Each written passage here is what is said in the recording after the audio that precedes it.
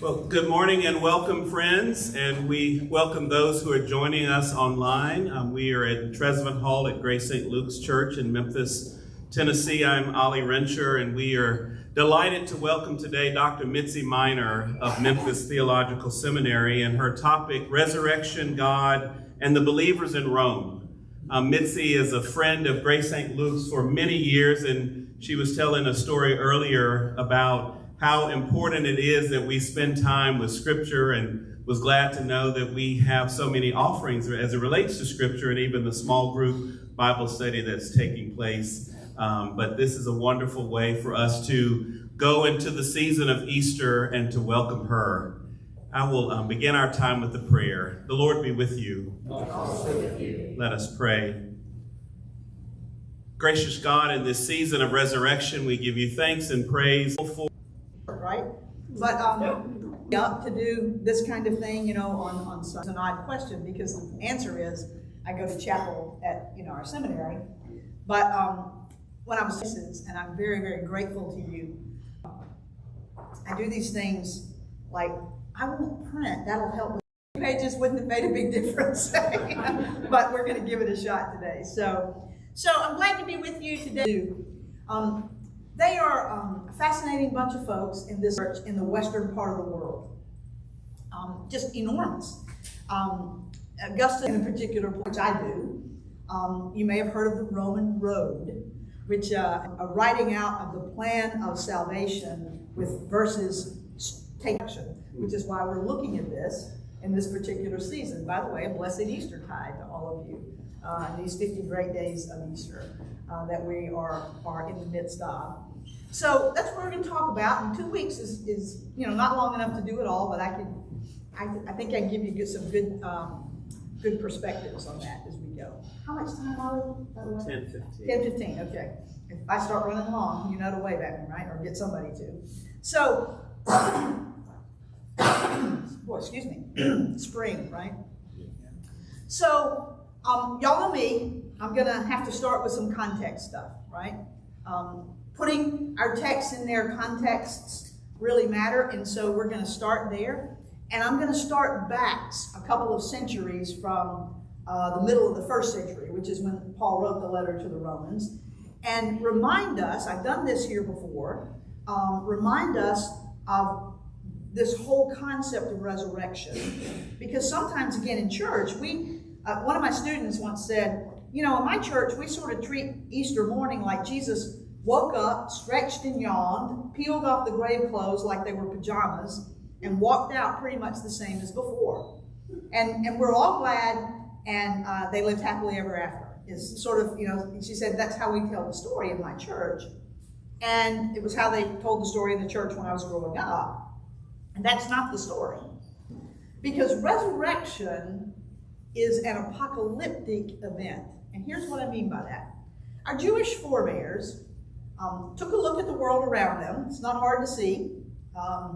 And recognized that evil was running amok in their world. This was a time when our Jewish forebears in particular were suffering because of their faithfulness to God under the rule of a tyrant.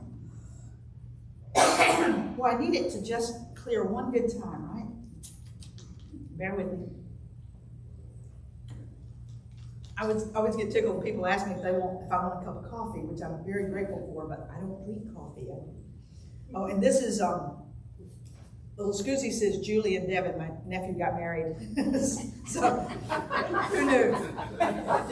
Do y'all do this at weddings? I'm kind of glad though, right? So, but our Jewish forebears noticing evil running amok and began to reflect on what that meant for their claims that God is the one God who created all that exists, that creation belongs to God, that God created with the intention of creation being infused with peace and justice and joy and hopefulness, and they're looking out their windows and going, I don't see that.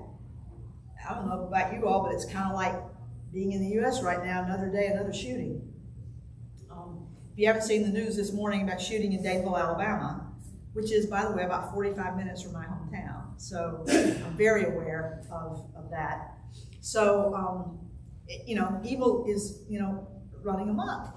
And so does that mean that somehow God's purposes for creation are lost? And the answer that they came to as they probed and prayed and studied and reflected is, we have affirmed all these years that God is the one God who created all that exists. The steadfast love of the Lord never fails. That God is gracious and merciful, slow to anger and abounding in steadfast love. Any of you great Hebrew Bible scholars will recognize those phrases that flow through what we call the Old Testament. And they said, we've had too much in our history that affirms those claims. So, yes, we hold to those claims. But evil is also real and dark and ugly. Nonetheless, or if we want to go all Elizabeth Warren this morning, nevertheless, God persisted. And God is still at work. And God is moving us. God is at work moving us towards God's intention for creation to be achieved, for God's peace and justice and joy to prevail in creation. And God is moving us toward a time variously referred to as the age to come, or the great and terrible day of the Lord, or sometimes simply that day, or you've heard this one a time or two, the kingdom of God. And when that time would come, and when it does, that God would judge those who have done evil, vindicate the righteous ones, and renew all of creation as God had always intended it to be. So let me read one of these great texts. So Isaiah 25, this is one of my favorites of that. The prophet tells us this: on this mountain, the Lord of hosts will make for all people a feast of rich food, a feast of well-aged wines. If you've known a lot of hunger in your people's history, that image of feasting with God on the mountain has got to be, welcomed, with open arms. And God will destroy on this mountain the shroud that is cast over all peoples, the sheet that is spread over all nations. God will swallow up death forever. And then the Lord God will wipe away the tears from all faces, and the disgrace of God's people God will take away from all the earth, for the Lord has spoken. It will be said on that day, there's that phrase, on that day. I hate when you lose your place. It will be said on that day, lo, this is our God. We have waited for God, and God is here. Okay? And so that great hope was there. And I want you to notice two pieces out of that going forward. One is that all people, all nations will be welcome. And that's a key component for God's peace to become a reality. Because when we recognize that we are all children of God together, when there is no more us and them, that's when we beat our swords into plowshares. That's when the wolf lies down with the lamb. And so the welcoming of all people and all nations to that feast on God's holy mountain was a key part of their understanding of what God was bringing into being. And the other piece, of course, you probably picked up on, is that God will destroy the shroud that is cast over all peoples, the sheet that is spread over all nations. God will swallow up death forever. The second key component for us to grasp here is that resurrection becomes an explicit Jewish hope in this context. If you die before this moment of fulfillment comes, you don't miss it. You'll be resurrected to share in the blessings when they come. I might also add that if you've done great evil and you die ahead of time, you don't miss it either. You don't get to go, woohoo, cheated God on that one. No, you'll be resurrected to face whatever those consequences and however that plays out. And stand before God. I don't know about you, but that'd be enough for me, that by itself, to stand before God and say, here's what I did, So that resurrection comes into our Jewish forebears' explicit hopes in this context. It really wasn't a part of their explicit hope prior to, okay? And it becomes a part of their great hope because of their belief, again, their widening and deepening belief that God is the one God who created all that exists, and God's purposes for creation are still unfolding, even as evil seems to be running amok. So against that background, when Jesus came into Israel in the first century and announced, the kingdom of God has drawn near, they heard that against that background. Jesus is announcing that God is fulfilling those promises that they understood God to have made. It is now unfolding in your midst. And then Jesus went out and lived into it. I've pointed out just recently, one of the really cool things about my job, which most people would not consider to be a cool thing, is that I get to live with my nose stuck in the pages of the New Testament. Now, most people are like, but I love this. And even after I've been doing this for as long as I've been doing it, I'm not going to tell you how long, but as long as I've been doing it, new things still show up for me, and that's the coolest thing. And this semester, it has dawned on me, the way Jesus went about, you think about this, think about the stories you know. Jesus goes out and simply lives as if he is a citizen of a different kingdom. He doesn't argue with people. They come argue with him. He doesn't do protests. They're not a democratic society. Protests would be pointless. Why would Caesar care? He's not beholden to voters in any way. Sometimes we think ours aren't either, but at least we have the opportunity, of holding them accountable. Caesar could care less, right? So Jesus doesn't do that. He simply lives as if he belongs to a different kingdom. And it drives them nuts, right? What are you doing? I'm living out God's purposes. So everybody was invited to his table. You think there's any accident? If all people and all nations are coming to God's holy mountain in Isaiah, of course everybody was welcome to Jesus' table. He feeds multitudes on the Jewish side of the Sea of Galilee and on the Gentile side of the Sea of Galilee. He heals people who are Jew and Gentile, who are highborn and slave, who are men and women. He just lives into God's kingdom, and it drove them nuts. Okay? All right, so that leads me into talk a minute about Rome. And again, many of you have heard me talk about, first century Rome. So the quick reminder for you is when we talk about the context of the first century, we're not talking about democracy. We're not talking about separation of church and state. We're not talking about capitalism as the way the economy works. We're not talking about a middle class. There was no middle class in the first century world. There were literally the haves, made up 3 to 5% of the population, and then there were everybody else. There needs to be a big gap in the middle because nobody was there. Well, I guess you could say nobody, but and very few folks were there. And so Roman rule was thus. Rome intentionally, by the way, created that 3 to 5%. Y'all see me doing the pyramid? Some of you all know that I do that. Get you to think about the way the order was constructed. Betty is laughing. Betty has sat in my classroom and I was drawing it on the board. And so that kind of order. And then the reason the pyramid image works is because the top is so small, right?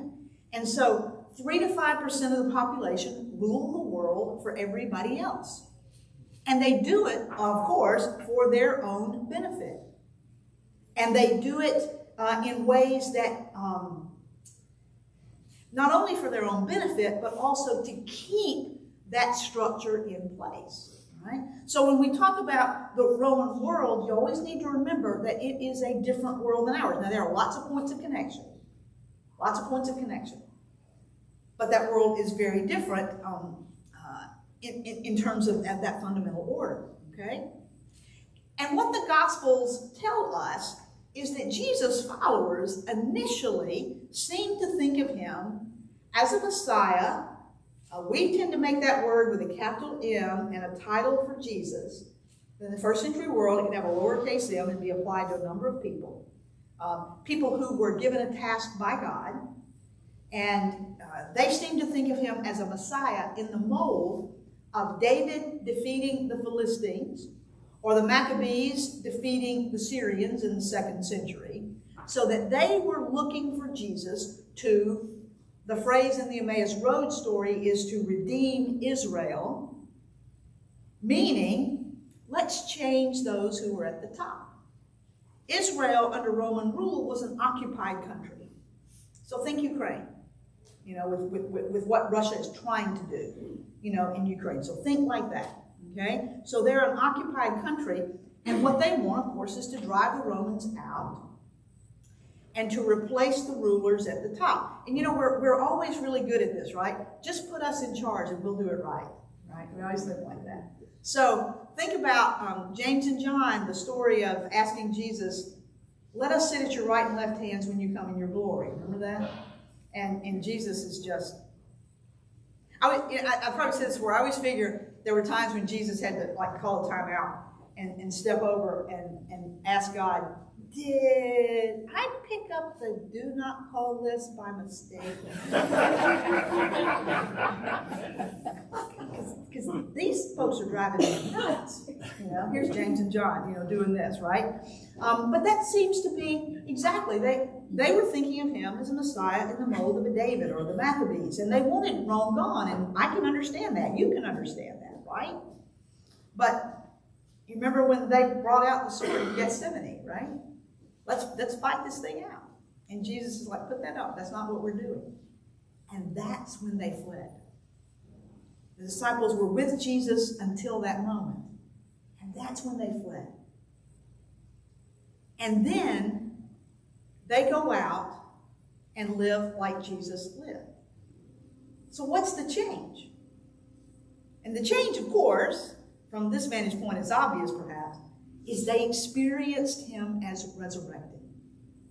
And let's remember that resurrection was an apocalyptic hope. It was a part of that great Jewish hope that God's purposes for creation will be fulfilled.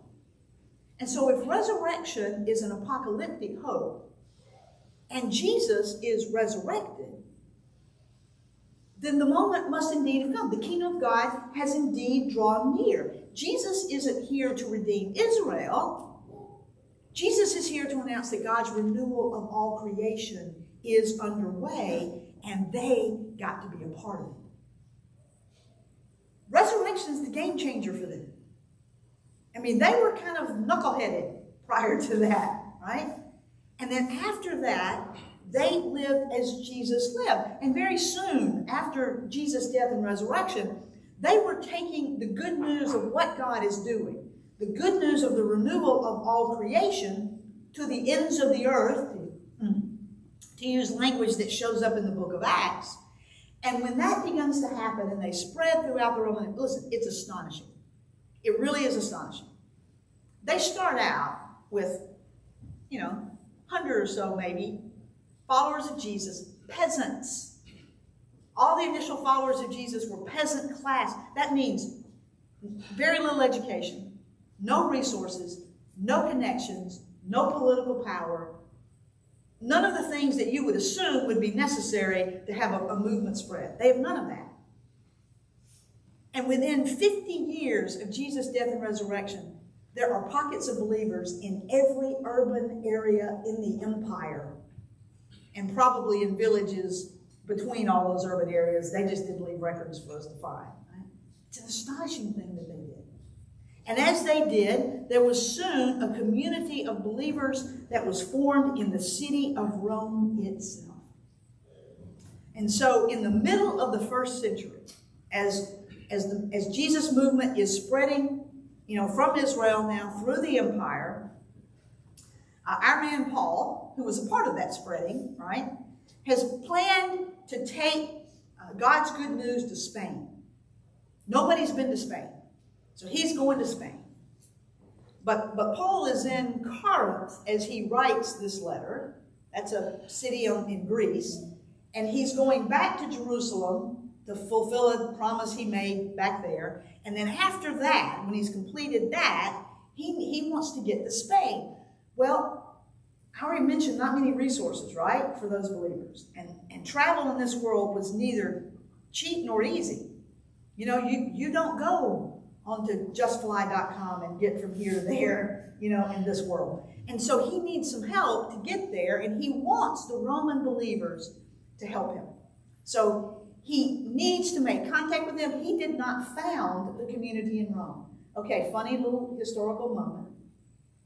The church in Rome is going to become the dominant church in Christianity in just a couple of centuries. There's a reason that to this day we talk about the Roman Catholic Church, right? And so the church there is the preeminent church, and the vicar of the church in Rome is going to become the Pope. You know, that's history down the way. But that's how important this little community of believers is going to become. We have no idea who founded that church. Isn't that funny? You know, those little quirky little moments in history. It wasn't Paul. We know that. So he doesn't know them directly.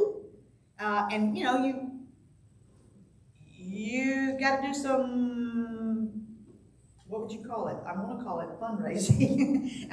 But you got to get some folks on board, you know, to help him get, you know, he can get to Rome. You know, he can get help from the church in Ephesus or the church in Corinth and get to Rome, and then he needs some help to get to Spain.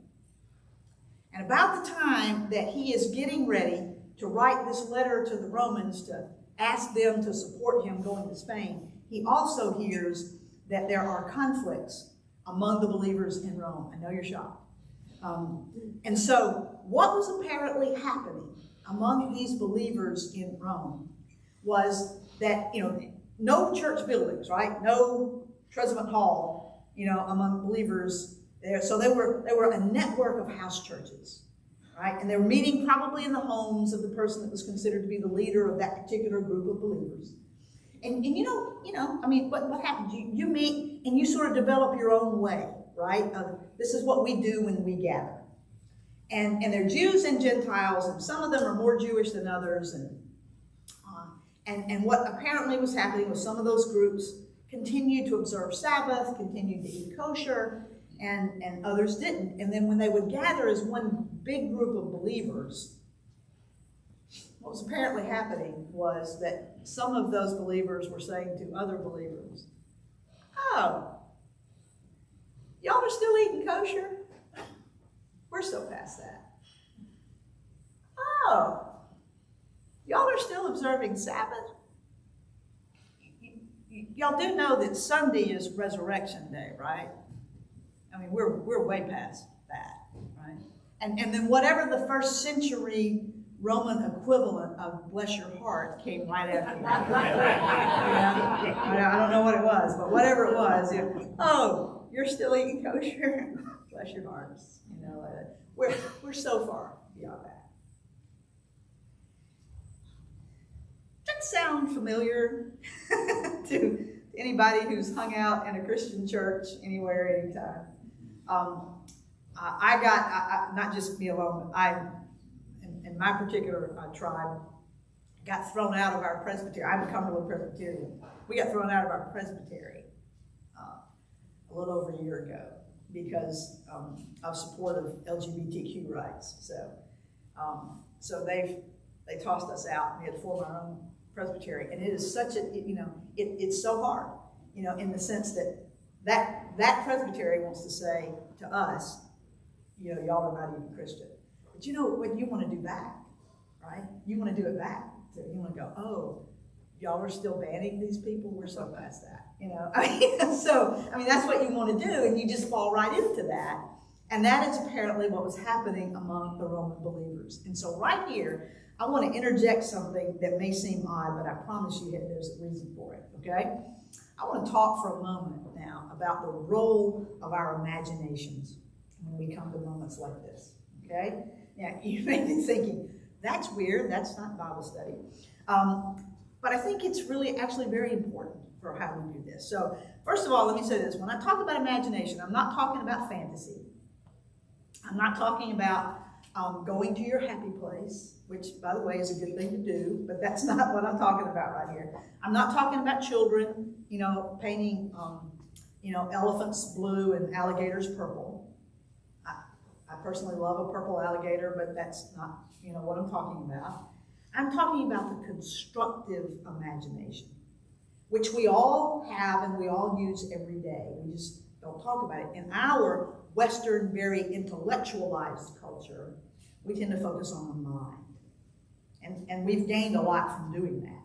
So I'm not so much being critical of doing that, but I am being critical of not attending to the other parts of ourselves. The reality is that our constructive imaginations are our capacity to make sense of our worlds, to make sense of our lives. And if you've ever had a situation where you suddenly felt incredibly disoriented, and there are a whole host of things that can cause that, and just incredibly disoriented in your life, then what's happened is that the way that you have made sense of your world suddenly doesn't make sense anymore. Because we all do this all the time. Again, in our intellectualized culture, we tend to dismiss imagination as what children do when they paint alligators purple. But that's not true.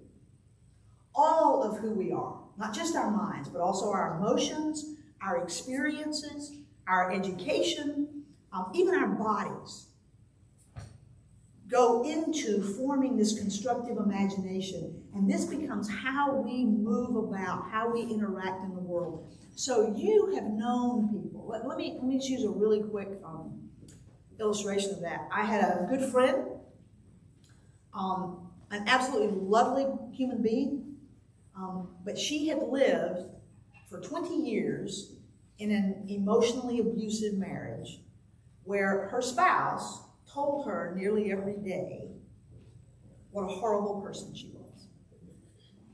And the consequence of that is that it had just seeped into her soul. And so the rest of us looked at her and saw this wonderful human being, but in her imagination, she was a horrible human being. And so helping her move out of that situation was not merely finding her a different place to live. You know, we'll find you a place to live so you can move out of that house and not have to live with him anymore. That wasn't going to do it.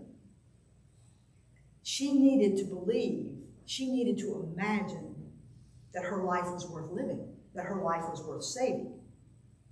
At the time that I knew her, by the way, she was anorexic, depressed, and suicidal. It was bad. Okay? And so, see what the imagination does, you know, like that? I had a good friend in seminary his name was Rick, and he was about 6'4", he was blind, blue-eyed, had a blonde beard, and I used to get so tickled. I would be, he and I were both Ph.D. students, and we had this little study area in the library, and I would watch him come into the library sometime and watch him walk through the reading area where the master's students, you know, were coming back to where the Ph.D. students had to be, and I would watch the women watch him. You know, he would walk through and everybody, you know, the women would go like this. But he was not an athlete, and he had grown up with 2 athletic brothers. And so his father had called him a sissy his whole life. And so he imagined himself as somebody who was not at all attractive, you know, to women, you know, in this case. I mean, it just, and it was so far from the truth. But if he imagined himself that way, it shaped how he lived. So you see what I'm talking about when I talk about imagination, okay? So I mention that because in the Roman Empire, this isn't just, you know, government actions and this is done or that's done. Rome actually worked to shape what I call Roman imaginations among the subjects of the empire. They made incredible use of Roman propaganda. They said things like, the gods have chosen us to rule and order the world this way. And you are so lucky to be living in a time when the gods have enabled us to rise into a situation where we can bring peace to the world. Now, it was peace by conquest. You know, one ruler who was conquered once said, you know, they come along and destroy everything, create a desert and call it peace, which was a pretty good illustration of that. But nonetheless, that was the, you know, we're bringing, you know, peace to the world, and we're doing it all for you little people. You know, we're making the world safer for you, as long as you cooperate. Of course, that's the, you know, that's the but in that statement, right? You know, we are here. I mean, how else would we be doing this if the gods hadn't chosen us? And of course, the flip side of that is, so if you resist them, you're resisting the gods, since the gods had chosen them. Right? So they had all of this propaganda how invincible they were because the gods had chosen them. So, to go all Star Trek on them, resistance is futile, and they, insisted on that, and they did it. They were really good at it. We have a tendency to look back at like this world and say they didn't have any media kind of stuff, because when we think of media, we think of, our phones and social media and, email and 24-hour news and all those things that, and they didn't have any of that. But what they had, and they had a lot, and they used it well. So monuments and proclamations and buildings dedicated to Caesar, even their coins. Coins circulated throughout the empire, and they would put Roman propaganda on the coins, and so people carried it with them wherever they went. They were really, really good at it. And a result of their propaganda efforts is that most people in the empire were persuaded to cooperate with Rome. And then as they did, they lived within that environment. And like my friend who lived for 20 years with a husband who told her that she was worthless, you live within that and it shapes you. And it shapes your imagination, and the world is this. And of course, if you didn't cooperate, Rome would remind you how strong their army was. They had enormous force at their disposal, and their greatest weapon was death. If you don't conform, we'll kill you. And they could. And they did. And so that also becomes a part of the way in which people's imaginations are shaped. This, after a while, this is the way the world is. This is the way the world works. And it's, again, the first century version of you can't fight City Hall. Okay? Now let me go back to my pyramid again, because I want to remind you about this order with the few at the top ruling the world for everybody else. And part of the propaganda was that if you know your place and stay in it, if you cooperate with the way we have ordered the world, then you will know peace and prosperity. That's a joke, the prosperity part in particular, but that was part of the propaganda. Okay? And so once you've done that, once you've created a world like this, and we're ranking and rating people, where do you fit on this pyramid? Becomes a part of the game, the way life works. Because I need to know if you're above me, so I need to treat you a certain way, but I also need to figure out how I might pass you on this thing. And if you're below me, well, I need to know that you're below me so I can treat you like you're below me, but I also need to be on the lookout to make sure you don't pass me. And so once you've created a world like this, the relationships among people are necessarily competitive, comparative, and adversarial. And so it is a world that is going to thrive on violence, on fear, and on death. Death that is both, you've had the life sucked out of you even though your heart is still beating and your lungs are taking in air. And you've known people like that. My friend who lived in that marriage was pretty much right there, right? And then there's actual death. And so in this way, Rome had created what I call Roman imaginations. This is just the way the world is. This is the way the world works. It's, dog eat dog, so you may as well get in there and try to win the thing, right? And I say all this because that issue of imagination, by the way, when we're talking about imagination, facts alone will never change somebody's imagination, okay? Because you and I are probably astonished that election deniers, for example, how many facts can you put in front of them? And it doesn't change a thing. Right? And that's because if you imagine the world thus, just like my friend who imagined herself as worthless, we could tell her all day long, give her facts. That doesn't change anything. Right? Okay, so this issue of imagination is at work. Rome had worked very hard at it. They were very successful at it. And I mentioned that to you to set up what's coming. Because when Roman believers were saying to one another, oh, you're still doing that. We're so past that. You see what they're doing? This is comparison. This is competitive. And they're treating the other groups over here as adversaries. We are more spiritual than you. You see that happening? And so though these believers in Rome had joined Jesus' movement, you know, you don't just jump from one imagination to another, right? Okay? They had brought their Roman imaginations with them. And Paul is going to work very hard to try to get them to have their imaginations renewed. Okay? All right, see what I'm doing with this? All right? So here's where we're going, just so you'll know. What Paul wants them to have, instead of a Roman imagination, what Paul wants them to have is a resurrection imagination. Okay? All right? So now we're going to take a look at some texts for the next couple of weeks as to how he goes about that. Okay? Because some of us, myself included, still need to have that resurrection imagination stirred up, widened, deepened, and renewed. Okay? So let me start with a text out of Romans 12, which is toward the end of the letter. But he set up everything prior to this to get to this point, and I want to read this for you. Okay? So, lots of stuff. 11 chapters dealing with a lot of stuff about them as being children of God together. And in chapter 12, verse 1, he says, I appeal to you, therefore, brothers and sisters, by the mercies of God, to present your bodies.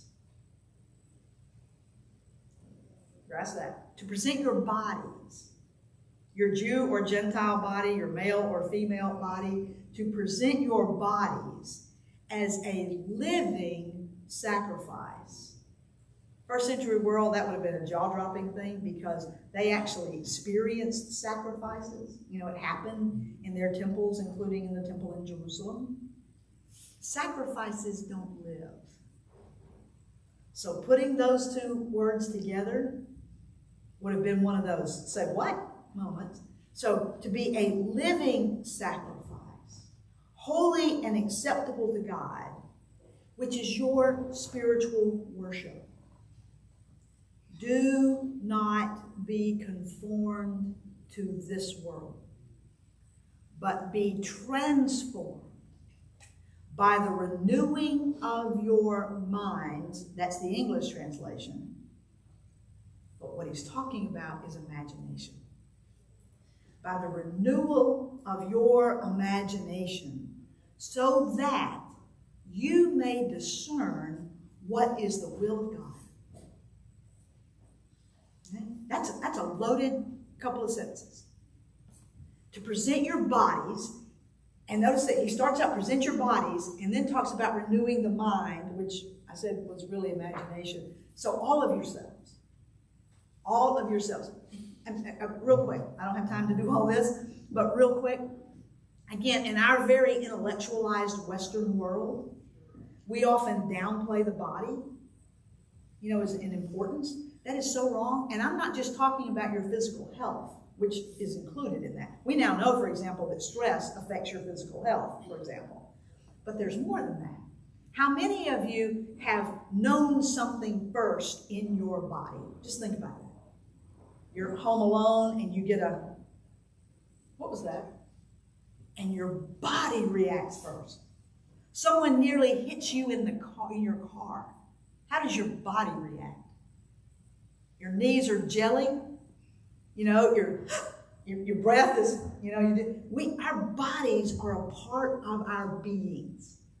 And we're learning that much better now than we've known.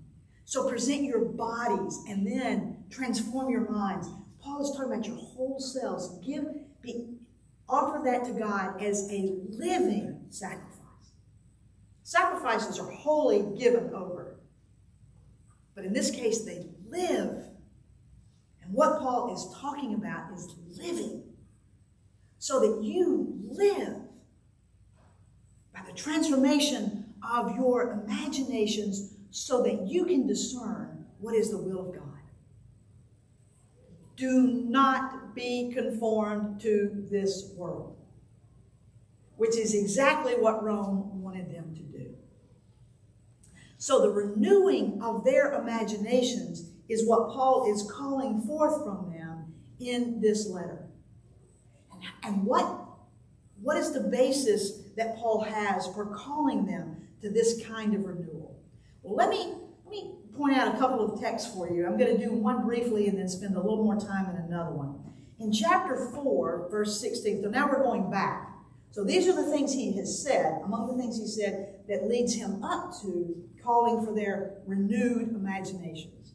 So in chapter 4, he is calling them to recognize that all of them, Jew and Gentile, are heirs of Abraham. Now again, for those of you who know your Hebrew Bible, or maybe those who don't, real quick things, Abraham was considered to be, of course, the father of Judaism. Abraham is the one whom God called and first circumcised, and through Abraham was actually going to save all of humanity. But Abraham becomes the father of the Jews. And so what Paul argues in chapter 4, is that because Abraham initially responded to God by faith, you may have heard this phrase, God said to Abraham, get up and go here, and Abraham got up and went. And so Abraham responded by faith to God, and because Abraham responded by faith, he is the father of not just Jews, but also of anyone who has faith. And as he makes that argument, let's see, verse 16, this is in chapter 4, he says this, verse 16, for this reason, he's talking about what I just said about Abraham, for this reason, it depends on faith. And think about it, faith is possible for anyone. Jew, Gentile, male, female, slave free. Faith is possible for anybody. It depends on faith. In order that the promise may rest on grace and be guaranteed to all Abraham's descendants, not only to the adherents of the law, but also to those who share in the faith of Abraham. For he is the father of all of us. And then he says this, his faith is in the presence of the God in whom Abraham believed, who gives life to the dead. God, what Paul argues here, is that Abraham is the father of all of us, Jew or Gentile, because of Abraham's faith, not just in God, but in the God who gives life to the dead. The Greek is literally God who makes alive the dead things. God is the life giver. And to believe in the life giver is to be a descendant of Abraham. Now, real quickly, so you'll know where I'm going with this. Remember what I said about Rome's world and its order? That it was adversarial, it was competitive, it was comparative, and it leads to death. Either actually, physically, through the violence that happens, or by sucking the life right out of people, even as their hearts still beat and their lungs taking air. So what's the opposite of that? The opposite of that is God as the life giver. Okay? And so Abraham's faith was not just in God. Abraham's faith was in the God who makes alive the dead things, or the dead ones. Okay? And then in chapter 6, and here's where we'll spend a tad more time today. In chapter 6, Paul is in the midst, in chapter 6, watching my time, Paul is in the midst in chapter 6 of arguing for the Roman believers. Look, you were born into this kind of world. And he describes, Rome. And you've been offered an opportunity to live in this kind of world. And he uses 4 illustrations of that. There was a first Adam and a second Adam. You were slaves of sin, now you're slaves of righteousness. It's like you were married to this and your spouse died and now you're free of that. In that world, a woman who was married was pretty close to slave to her husband. So that's why that illustration in that world worked. Okay? But his second illustration is this of the 4. Chapter 6. What should we say then? Should we continue to sin in order that grace may abound? He's just been talking about first Adam and second Adam. and the grace of God. And he either knows that some people have said, well, if the more we sin, the more God's grace abounds, and maybe we stop sin some more. That's a lively argument, right? And Paul's response to that is, you're out of your freaking minds. That's a paraphrase. He didn't actually say that. And then but then he says this. How can we who died to sin go on living in it? Do you notice that? Go on living in it. Sin for Paul in his world was less about individual moral failures. That's how we tend to think of sin. Individual moral failures, usually that hurt people we love. And therefore we feel guilty about those things. And there's nothing wrong with us thinking about sin like that. But Paul didn't. Paul's world was not individualistic. He hadn't had 2,000 years of theologizing to go with it. So for Paul, sin was this huge force in the universe. And it has us in bondage. I mentioned a moment ago about you were born into a world that works like this. And that's what he's talking about. So if you've died to sin, why are you still living in it? Why are you still living in that world? Okay? That's what he's saying. Why are you still living in that world? Don't you know that all of us who have been baptized into Christ Jesus have been baptized into his death? Therefore, we have been buried with him by baptism into death, so that just as Christ was raised from the dead by the glory of the Father, so we too might walk in newness of life. Now, really quickly, the people whom Paul wrote to were all baptized as adults, necessarily, right? It's new. And the issue of infant baptism didn't come up until those believers began to have children. You know, and then it's, I want my child to be included as well, okay? So he is talking about adult baptism, an experience that all of them would have had. He's not like making a statement in favor of this or that kind of baptism. That's not his point here. He's using an experience that they have all had to try to get them to see what he sees in terms of their lives. So their baptism for him is this symbol. Look, you died. You went down in the water, and that's like death, but then you come up out of the water and you've been raised to new life. You were born into this world. You died and you were raised into this world so that you can walk in newness of life. For if we have been united with Jesus in a death like his, we will certainly be united with him in a resurrection like his. And so often when we read a text like that, we think, oh, when we die, we won't, we'll be resurrected. And that's true, but that's not all Paul's talking about. What he's talking about is living now. He is talking about being raised to new life now. He's talking about you don't have to live in a world where you see everybody as a competitor, as an adversary, as somebody that you need to be afraid of. You don't have to live in a world where force is the only power that matters. You don't have to live in a world where you are told from birth, you can only do this, you can only be this, you can only fit into the world this way. You don't have to live in a world where the people with the most force says to you, if you don't conform, we will kill you. And because you're afraid of death, you end up conforming. You don't have to live in a world like that. Like Jesus, you can live as a citizen of a different kingdom. You can live in a world where people are beloved children of God together.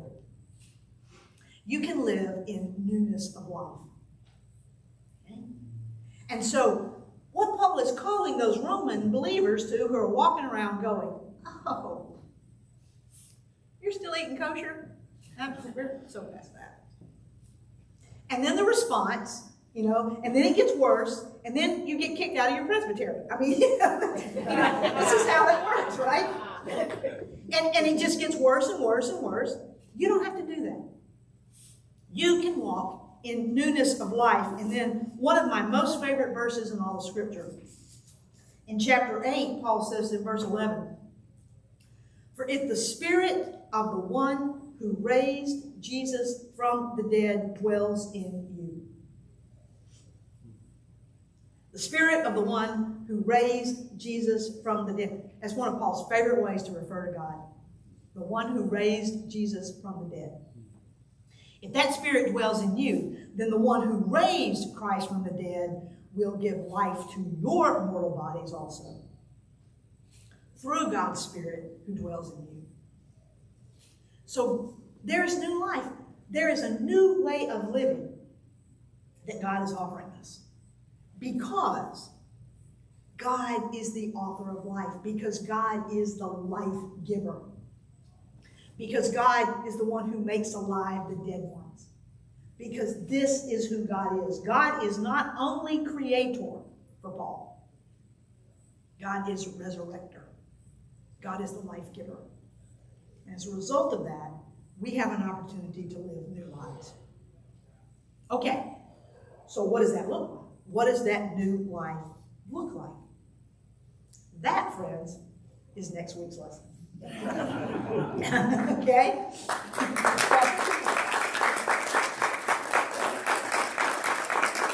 I usually fight to finish, and I've done a little better today. But we'll do that next week. Walk out of here knowing that God is the life giver.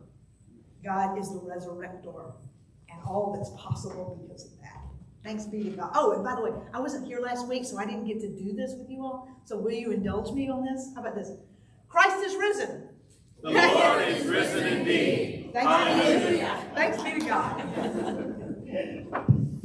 Well, thank you, Dr. Minor, and thank you, friends, for gathering today. And as she mentioned, she will be back with us next week. So do bring a guest to just hear her wisdom as we celebrate the season of Easter. Go in peace.